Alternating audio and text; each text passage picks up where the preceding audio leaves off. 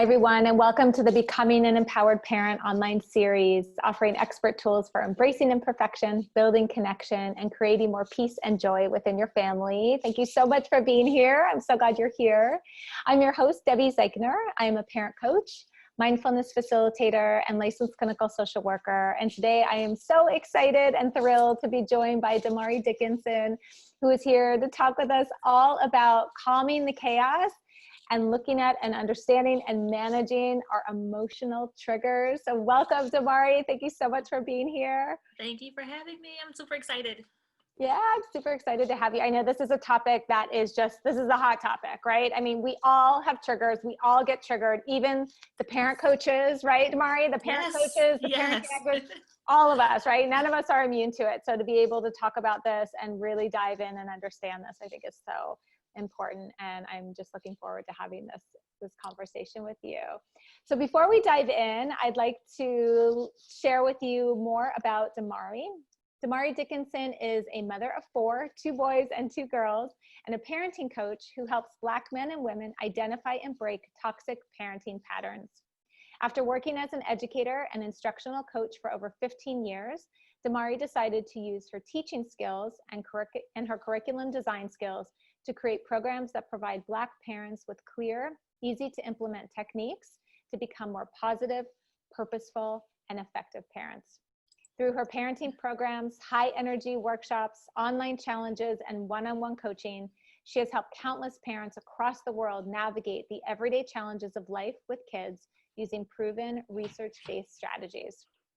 She is passionate about building a community of Black parents who are committed to challenging popular parenting norms as they groom their children for success in a loving, peaceful, and respectful home environment. So again, thank you so much for being here.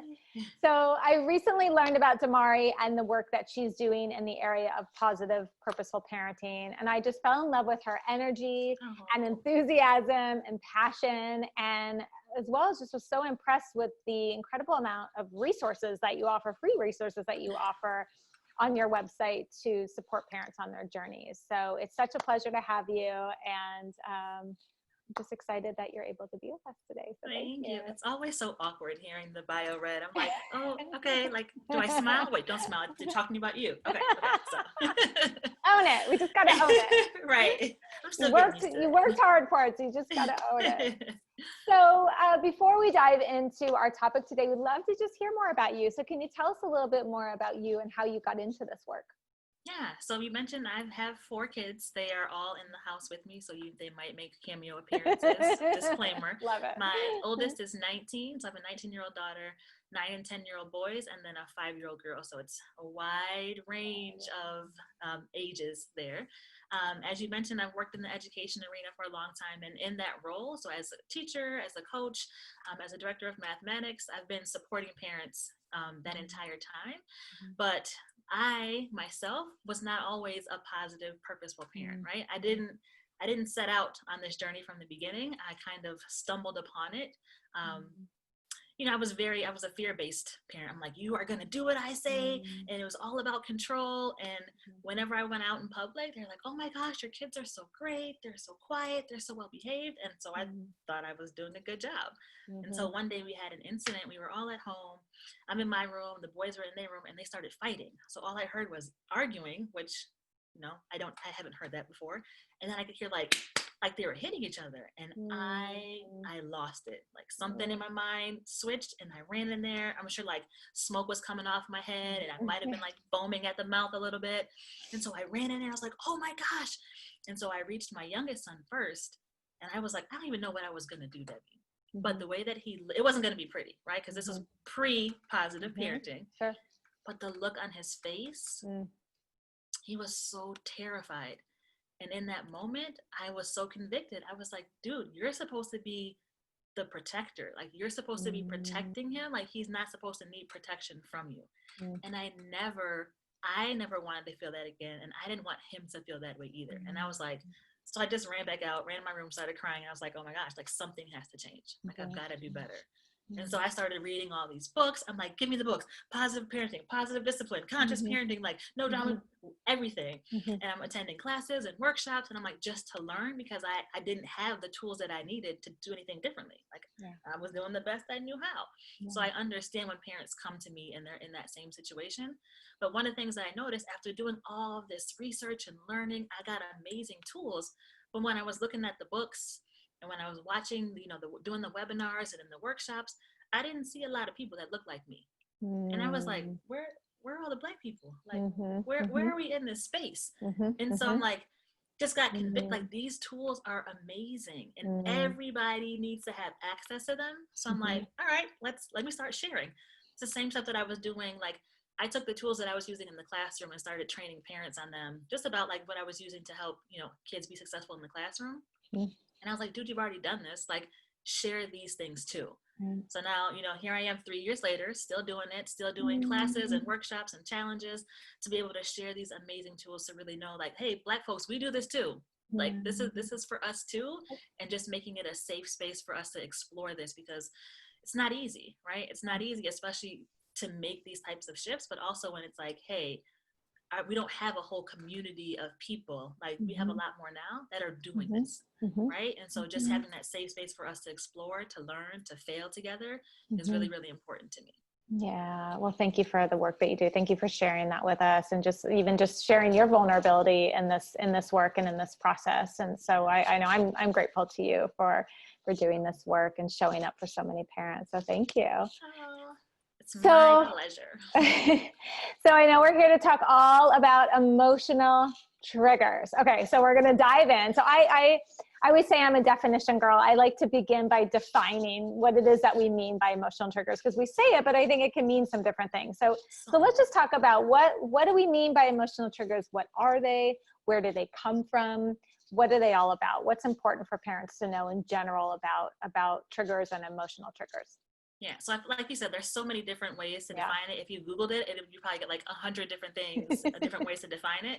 Some people talk about like positive triggers in this space. So when I'm doing this work with parents and we talk about emotional triggers, it's basically, these are the things that are making it hard for you to show up in a positive or peaceful way. Like, what are these actions? Most of the time we center it around our kids' behaviors, but it can be, things that are happening to you, around you, that are making it really, really hard for you to keep your peace. So what do those things look like? Now, where they come from, what they're all about, that's a different question. But like you said, everybody has them, right? So it's not something to be embarrassed about. The goal of this isn't to say like, never be triggered again, because that's not realistic. What I found working with parents is that once you've dealt with one trigger, another one pops up, because now your kid is in a different stage, or you're in a different stage. So it's just different, and learning how to manage them. But I think it's really important not to ignore them. Because on this journey to be able to show up as a more positive, purposeful, peaceful parent, like being able to identify what things are stopping you is super helpful.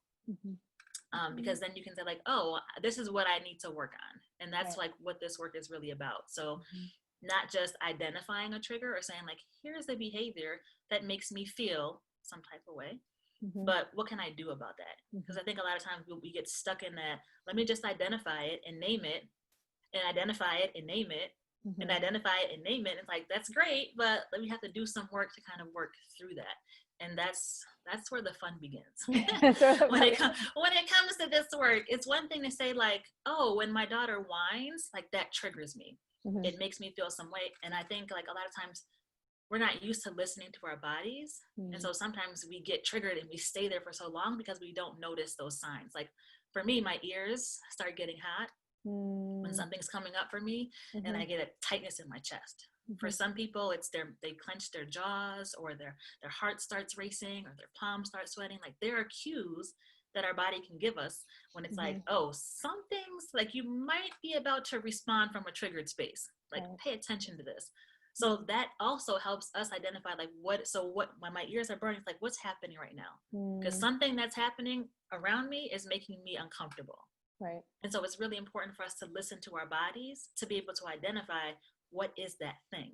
Yeah, that's always the first step too, right? And I think that's what, like you're saying, that's what happens so often, is that our bodies give us these cues, and this information, almost like I always think of it as an alarm system. And so often we ignore that and we go straight into that thinking mode.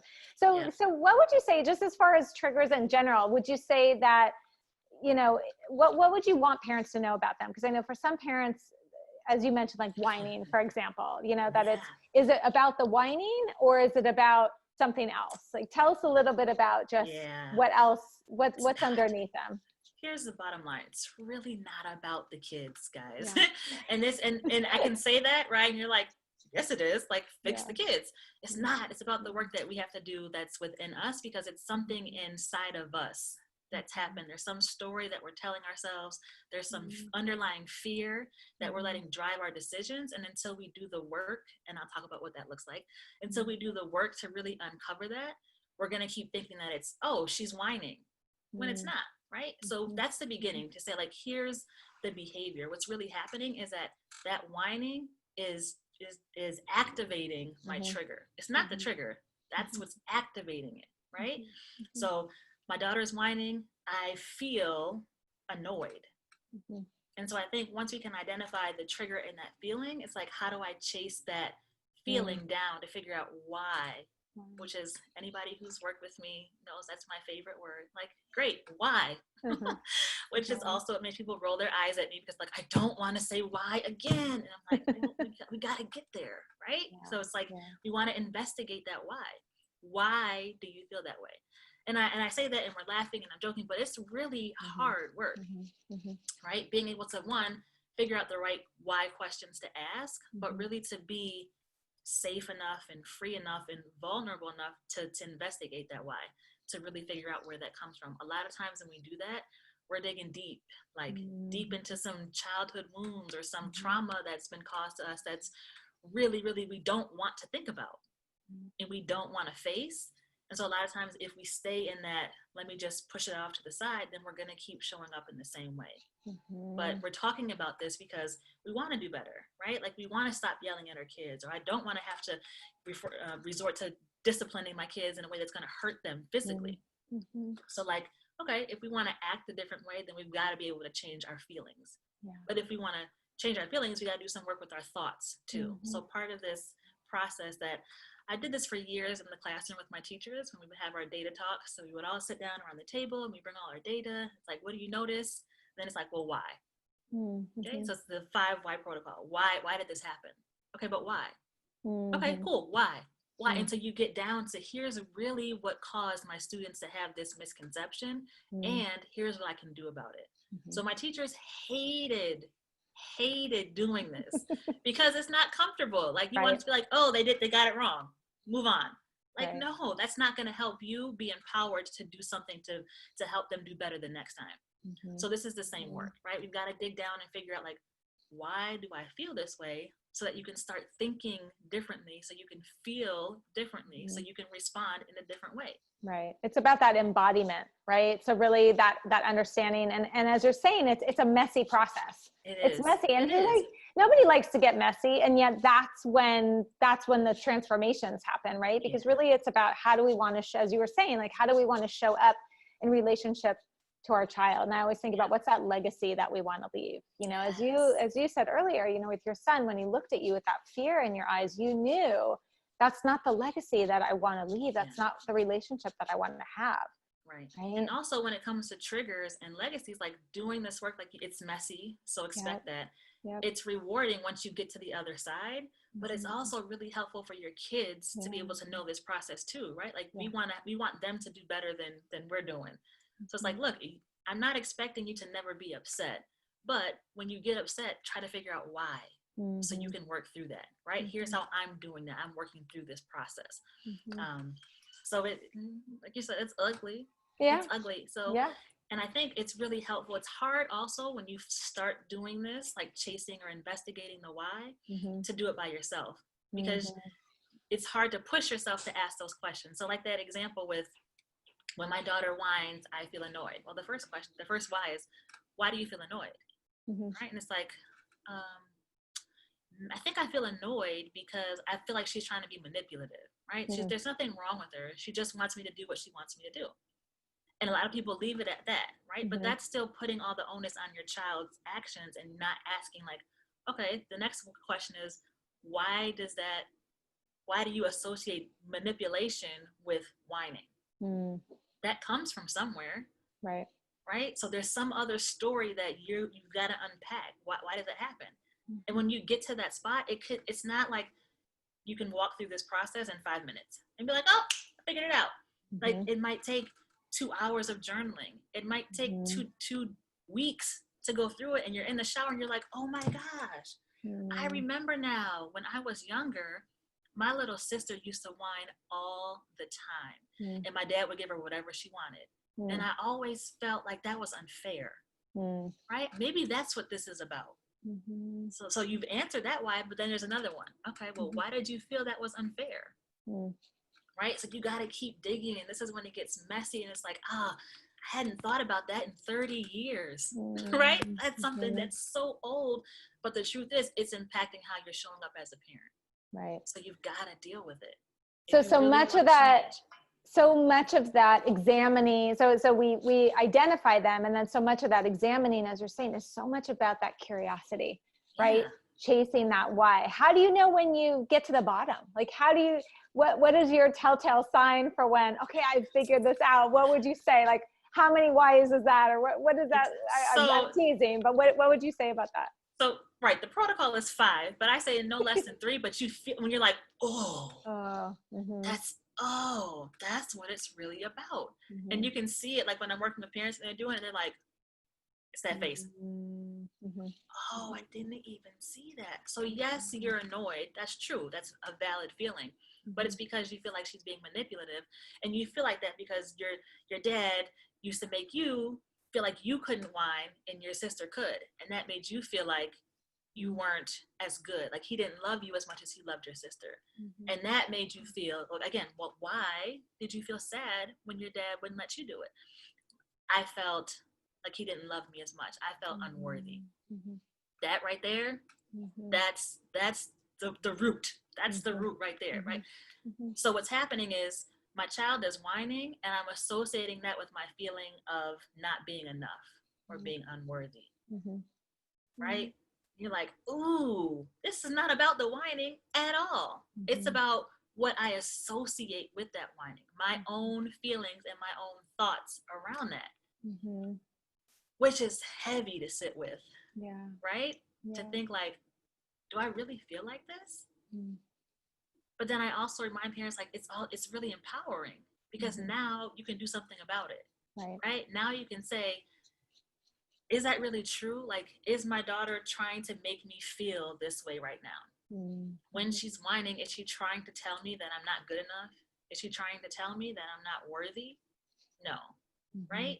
So part of that process is we want to identify what's that behavior that activates your trigger, investigate the why. So why? Until you get down to that, oh, this really doesn't feel good. This might be that underlying fear. My fear is that I'm not good enough. And so when she whines, she's making me feel like I'm not good enough. She's not. That's what you're choosing. But you can also choose to tell yourself a different story. So I can choose to say, when she's whining, instead of me saying, now I feel like, I'm saying this like subconsciously, I feel like I'm not good enough. I can rewrite that story or change the narrative and say, you know what? She's whining. That's telling me that she needs my support with something. Which is a totally different feeling than I'm not good enough. Like, oh, I can go help her. She needs my help. Let me go help my child, versus sitting in this space of, I'm not good enough. It's right? such, like you're saying, it's such a paradigm shift, right? Because it also means we have to shift from, as you said earlier, seeing our child as the problem, right? Even not seeing ourselves as the problem, but being able and willing and open to looking at what's getting stirred up from it. It always makes me think about how there's like one situation, whining, and two parents will have a totally different reaction to it, right? Or response to it. One is just completely, blows up. And the other parent is like, oh, my kid's whining. All right, what does she need, right? And to be able to remember that and think about, okay, why is this reaction so strong for me, right? Is that ability to be curious. And which is, as you're saying, it sounds like what you're saying is that's the key. That's what's so important, is being able to look at that. And also, Domari, how do you work with parents who are really judging themselves for those feelings? Because I know that's a big part of it, is that it seems as though, and you mentioned fear earlier, I imagine that fear is something that really gets in the way of parents even wanting to look at this because of what might bubble up, and then the shame around that. What do you think about that? I've had a lot of parents who we've started doing this work and we've had to pause because of all, it brought up so much stuff that they have to go somewhere else to get support around that stuff. Sometimes it's been like, oh, I have to pause because the questions that you're asking me, like now I have to go work with someone to really unpack this trauma that was uncovered. Because that's not me, right? That's not my lane. And I've had some instances where, I'm working with a couple and it's the same thing. We're asking these questions and then they realize, like, fundamentally, we've got some things going on here that we have to work through. But most of the time it's like, ooh, that's uncomfortable. And we don't sit in that space for a long time. It's like, yes, we unpacked it. We figured it out. Now let's write a different story. Let's practice that new story. Like, oh no, she just needs, and again, it's really hard to do this by yourself because if you're used to saying like, she's just trying to manipulate me, she's just trying to get me to do what she wants, it's hard to see the other side. So really having someone to walk through that with, is helpful, who's used to act like, just why. So being able to like, look, let's move from a space of fear or, the possibility of rejecting or doing this wrong and move into this space of, hey, let's use this as a way to empower you to be able to show up in a different way. And so I love that, right? And especially this is what this series is all about, is becoming an empowered parent. So you're right. It is just the option to be able to rewrite the story, change the narrative, know that that is within our power and control. I love that you share that with parents. Yeah. I think it's a game changer. It's a game changer. And one of the things is really just to give yourself grace throughout this process, to realize this isn't something that you're like, oh, this is a trigger, figured it out, I'm done with that. Like, no, it's a process that you have to keep unpacking and keep trying and keep rewriting, because you've probably been telling yourself that same story for a very long time. So it's not fair to expect yourself to be able to rewrite it and be done with it after a day, after a week, after even a month. Like, it might take some time, but you're working on it and you're working towards it. And the fact is, you're not ignoring what's causing you to show up in the way that you don't want to show up. And I think that's super, super brave for parents to do that. I think it's super, super empowering for them to be able to do that. And not just, again, for them, because you're modeling these things for your kids. And so it's showing them, like, it's okay to not get this right every single time, right? But we're getting better, right? I'm not yelling as much. Like, you're whining, you're still whining, and I'm not responding as bad every single time, right? So it's progress and it's growth. And I think it's really important for people to be realistic, right? Know that this is going to take some time, but it's so worth it in the end. When you start seeing how you're able to show up differently just because you've done that work around your triggers. And how then your kids show up for you, right? That it really goes both ways. It does. Right? It does.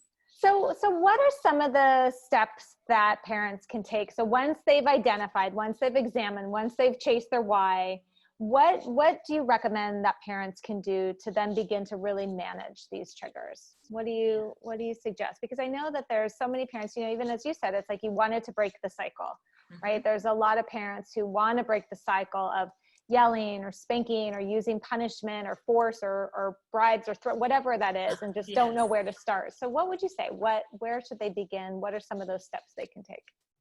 Reach out for support. So one of the things that a lot of people feel like is it's really, and I get it, right? Because it's hard to talk about failings as a parent because you think you're going to be judged, right? And not just that you're going to be judged, but like your kids are going to be judged too. But it's when you find a community of people who are having these same conversations with themselves and working towards these same goals, it can be so powerful just to be able to share, like, hey, this is what's coming up for me. How are you guys dealing with this? Like, having that support system of people who are working towards the same goals, I think is really, really helpful. And then just like having a plan. So being able to sit down with someone to work through this plan of, okay, look, and you asked a question about like, hey, this is how I'm going to respond versus react, right? So it's like, oh, reacting is just, this is how I feel in the moment. So you're going to get whatever you get. Maybe it's sarcasm, maybe it's anger, maybe I'm going to hit you, maybe, right? Versus let me respond. Like, I knew this was my trigger. I know that it normally makes me feel this way, but I'm going to plan how I can deal with that differently.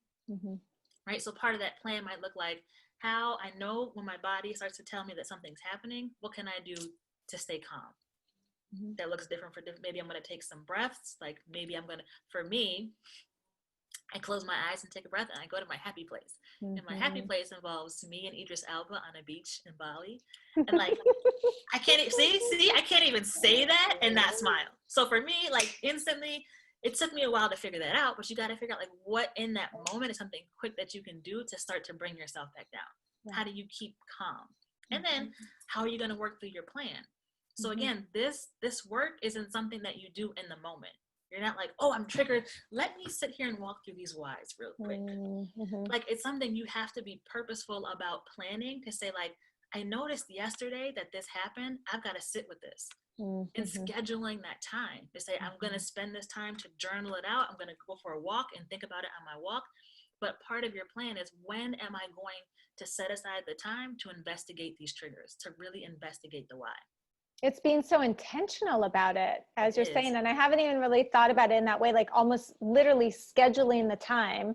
Because it's so, as we know, it's so easy for us to just push it away and say, oh, because there's so much else that's going on. Yeah, there's so much else that's going on. So what you're talking about, again, is exactly what you teach, and that purposefulness and that intentionality and being really intentional and committing to that.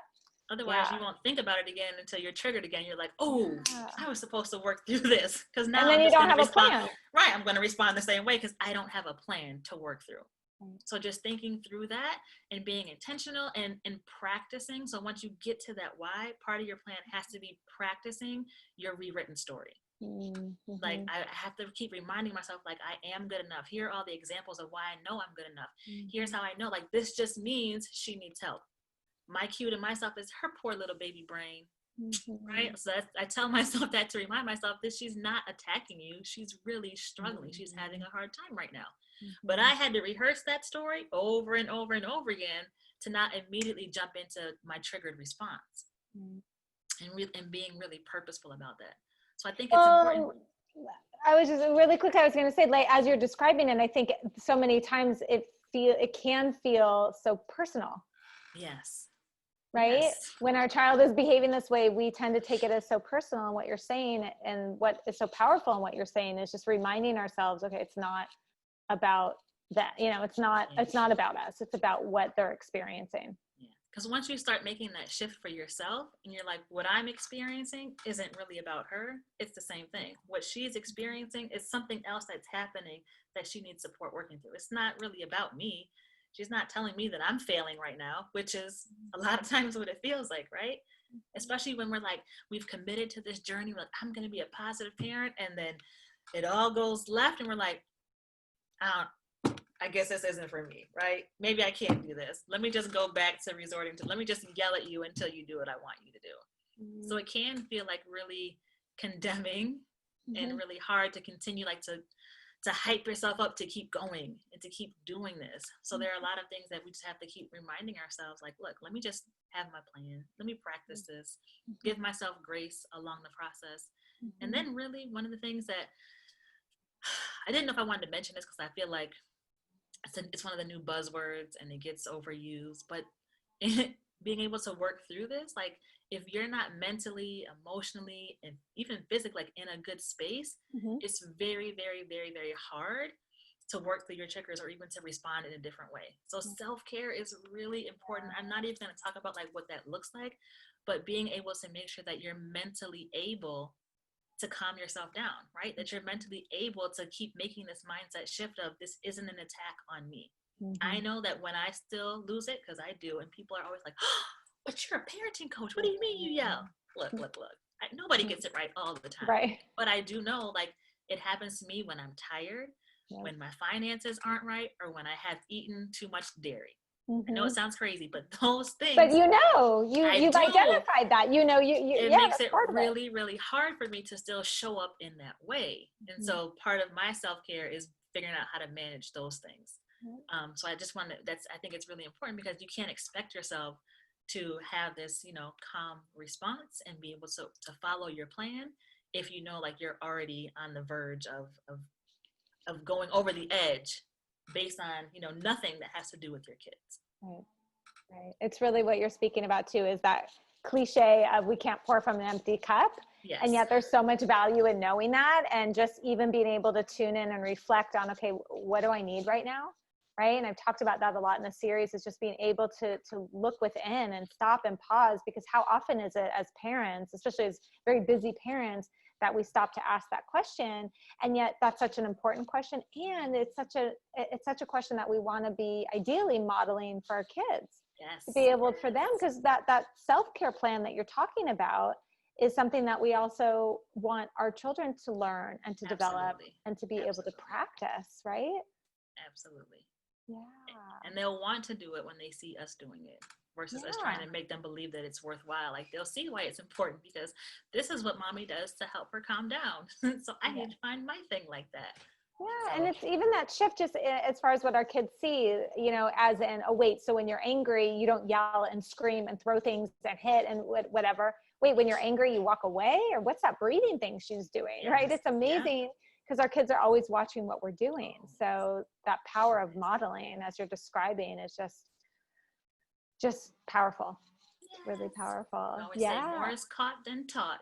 So they're always watching. They're always watching. Oh my gosh, Domari, this is so helpful. Are there any other tips or tools or strategies, or even just parting words of wisdom that you want to offer to our listeners and viewers, just kind of in thinking about this and as they begin this process of uncovering their emotional triggers?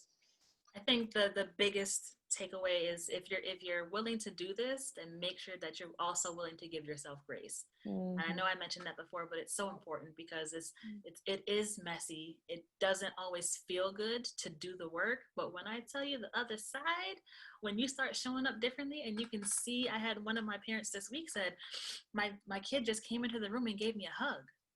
She was like, he's never done that before. And he just smiled. I'm like, what's wrong? He was like, well, you seem happy, so I want you to see that I'm happy too. And I was just like, they can, and this is after a week, right? After 1 week working through triggers, they can tell the difference in how we're responding to them. And we just have to know, like, it doesn't have to be perfect. They see us trying, they can see this growth. And because they see this, I think another takeaway is like, hey, involve your kids. This doesn't have to be like some secret plan. I'm working through this on my own and they don't know it. Like, your kids can be really amazing accountability partners, even if they're really young. Like my youngest daughter, when she was 3, she was really good at telling me, Mommy, you just hurt my feelings. Mommy, you said you weren't going to yell anymore. And I'd be like, you're right. Okay. You're right. So share your plan with your kids, because they can help you identify where your weak points are, where you need a little bit more work, but just to celebrate with you too. Like, you're doing a really good job not yelling anymore. Like, that felt really good for me to hear from my kids. Yeah. So I was going to ask you. Oh, yeah. I was going to ask you how your kids responded as you started to make these shifts. What did you notice in your relationship? That it's so one thing that was huge for me about the mindset shift was not just that we were closer, we're having more joy in the house, but one of the issues that I really struggled with my oldest son is that he lied all the time. Okay? All the time. I mean, just about big stuff, small stuff, anything. He just, that was his thing. And then I saw that started, the amount of lies was just started getting smaller and smaller. And then, like, now he'd be like, okay, Mommy, I just broke the PlayStation. And then we'll talk about it. But I realized, like, he was afraid to tell me the truth. It wasn't that he was conspiring. It's just like he didn't feel comfortable because of how I was responding to other things. Right. And I was like, man, this was huge for me, because I will admit, I was like, this is a you problem, boy. And I don't know what's wrong with you to make you want to lie. And I was like, it wasn't at all. So yes, there's more joy. We are closer. The way that they interact with each other is so much better. Like, I'm trying to think before I say this, but I can't even remember the last time they like actually were fighting with each other. Like, they joke around, they play, but they're 9 and 10, and so they're homeschooled, so they spend all their time together. And they're people like, how do you deal with the sibling? I was like, it's not really a thing for us, because they have learned how to work through their issues, right? And I'm like, I think that is absolutely amazing. We also have like codes set up amongst us. So like, if I'm not showing up in a nice way, they'll just be like, put a little love in your heart to remind me, like, in like a non-threatening, and like, it's an easy way for me to say, like, Mom, I don't think you're being very nice right now. And I'm like, okay, I received that. Let me figure out how I can reflect and fix this. But that's a part of that accountability piece. So Yep. they feel like they're a part of the process. It's giving them that voice to say, like, this doesn't feel good. Like, how you're responding to me doesn't really feel good to me. Yeah. And even if we can't talk about it in the moment, we can come back, like, during one of our family meetings, they feel safe enough to bring that back up and say, like, hey, remember when this happened? Like, can we talk about a better way for that to go next time, so that we don't feel bad about that. Yeah, and practicing this, it sounds like, really has allowed you and the parents that you work with to be open to that, to be open to receiving that, you know, calling out feedback. Yeah, calling us out on what it is that we most need to work on. I mean, I always say our kids are our biggest teachers. And so yes, if we let them. If we let them, yes, that openness. So what a beautiful shift that you were able to see, and what a beautiful shift you're helping parents to make on their journeys. Oh, I love that. Thank you so much for everything that you shared with us today, Domari. So Domari, how can parents find you? How can they follow the just incredible work that you're doing? Yes, find me on my website. There's tons of information about the Tons of upcoming information. events Yeah. that we have. It's DomariDickinson.com. And then on Instagram, Domari Dickinson, and Facebook, Positive and Purposeful Parenting. So I would love to continue this conversation if anyone has any questions about what this is, especially if you decide to try it and you're like, this is great, or I still can't figure this out. Like, we can work through that, create that space to kind of work through that together. So Right. It is so important, as you're saying, to have the support. It's not easy to do alone, and we shouldn't be expected to do it on our own. yeah. Right. It's helpful to have that guide and that mentor. And gosh, yeah, thank you for that. So thank you again for joining us, for just the incredible work that you do to support so many families on their journeys. I know that they're probably just so grateful to have you as their guide and coach. So thank you for that. And parents, thank you again for joining us today, for tuning in, for being here, for taking this time to show up, to learn from Domari and all that she had to share. And I just, as always, encourage you to take some time writing in the journal that you have about some of the takeaways, something that maybe you want to practice moving forward. I even love, reminding me about just, something we talk about in positive discipline, having that silent signal with our child. In your case, it wasn't a silent signal. It's a beautiful song, and I love that. It's whatever works. So, parents, I just really encourage you to think about the insights that Domari shared, and just some of the takeaways that you have. So Domari, thank you. It was a pleasure having you here with us. And parents, I look forward to seeing you again soon for another day of the Becoming an Empowered Parent series. So bye for now.